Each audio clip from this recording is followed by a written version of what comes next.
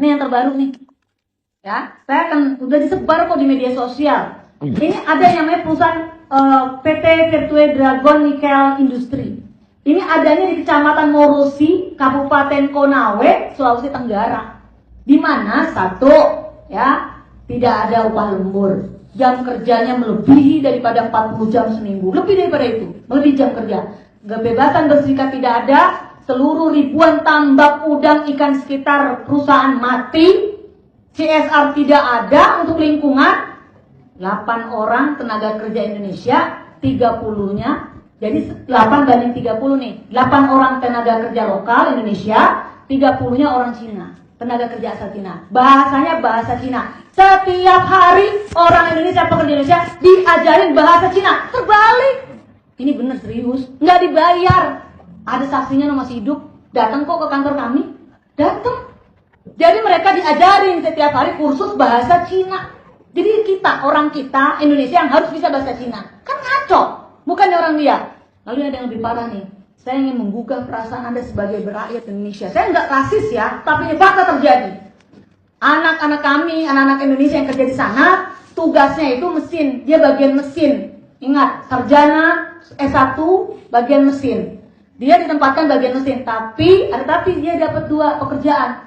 Sisanya Pak Said Iqbal, dia suruh ngambil makanan dan minuman orang-orang Cina itu. Banyak yang berantem Pak, banyak yang tonjok-tonjokan karena harga diri. Anak-anak itu karyawan kita Indonesia, ambil makanan, udah kayak babu, mohon maaf. Udah kayak pesuruh di negeri sendiri, kan gila. Saya sedih bener ngedengarnya.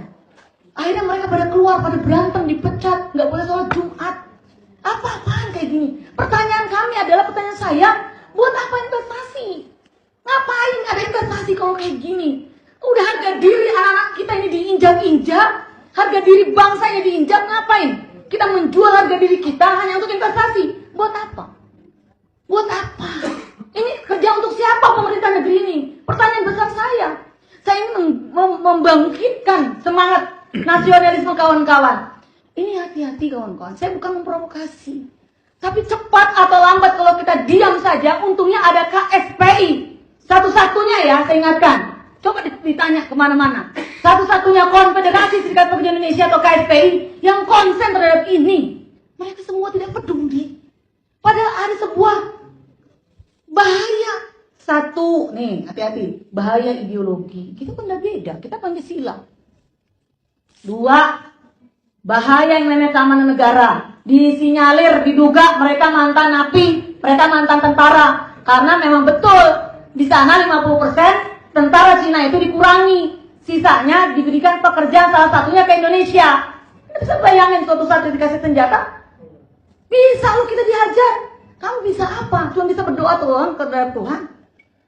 Tapi sebelum terlambat yuk, kita bangkit bersama-sama untuk menolak ini. Peraturan Presiden nomor 20 tahun 2018 telah melanggar konstitusi Undang-Undang nomor 13 tahun 2003 dan paling dasar adalah Undang-Undang Dasar 45 pasal 27 ayat 2 di mana tiap-tiap warga negara berhak untuk mendapatkan pekerjaan dan penghidupan yang layak bagi kemanusiaan.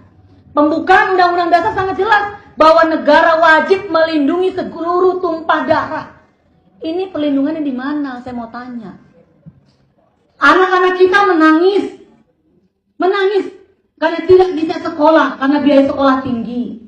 Anak-anak kita menangis karena bapak ibunya tidak ada pekerjaan di negeri sendiri. Sibuk hanya dengan pekerjaan driver online saja. Juga balik driver online itu. Nggak ada jaminan kesehatan, tidak ada jaminan kecelakaan, tidak ada upah yang jelas, status nggak jelas. Sekarang upahnya malah dibuat tarif bawah. Ini mau dibawa kemana negeri ini? Pengelolaan negara harus benar, harus baik, harus pro terhadap rakyat. Janji katanya pro terhadap rakyat kecil, mana? Saya akan membuka lagi, menolak lupa apa yang telah dijanjikan. Bahwasannya saat ini kita jelas-jelas dipimpin oleh partai yang katanya pro terhadap wong cilik, faktanya. Kita harus sama-sama yuk. Saya mohon bantuan dari kawan-kawan media. Karena kawan-kawan media punya saudara, punya adik, punya ponakan, punya yang namanya kakak adik. Butuh pekerjaan di negeri ini. Tanya deh dari hati yang paling dalam. Dapat nggak sih pekerjaan kawan-kawan ini? The real. Faktanya kita di realitas. Kalau bicara katanya kata Menteri Tenaga Kerja, Kementerian Tenaga Kerja menyampaikan kepada saya, pengangguran turun berapa? Nggak sebanding. Kalau dikatakan head to head, orang tenaga kerja Indonesia aja banyak di luar negeri. Pekerjaan yang dilakukan oleh tenaga kerja Indonesia yang di luar negeri tidak ada yang mau ngambil kecuali dari Indonesia. Betul apa enggak? Coba lihat, cek deh. Pekerjaan yang sekarang dilakukan tenaga kerja Indonesia yang di luar negeri tidak ada yang mau ngambil. Mohon maaf, kan pekerjaan rumah tangga. Gak ada yang ngambil, gak ada orangnya juga di luar negeri. Makanya ada kita. Tapi gak begitu juga kali. Kenapa orang asing yang dalam hal ini Cina ya, datang ke sini dengan mudah, diberikan karpet merah, diberikan angin segar. Tapi bagi kami, angin buruk ini. Bukan angin segar. Yuk, investasi silahkan. Kita sudah ada contoh investasi Jepang.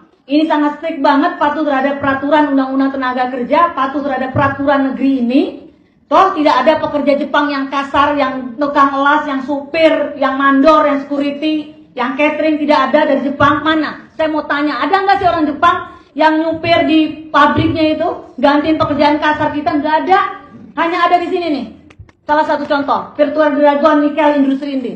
Ini supir ada, tukang las ada, cateringnya ada, mandornya ada, securitynya ada. Ini ada di sini. Ini udah saya sebutin tadi alamatnya. Kalau saya bilang wah, silakan aja Anda ke sana. Ajak Konawe, Morosi, Kecamatan Morosi, Kabupaten Konawe, Sulawesi Tenggara. Itu hampir tiap hari. Hampir tiap hari banyak yang berantem gara-gara dia ditolak, diminta untuk ngambilin makanan sama minuman. Saya kira itu kawan-kawan media. Mohon bantuannya.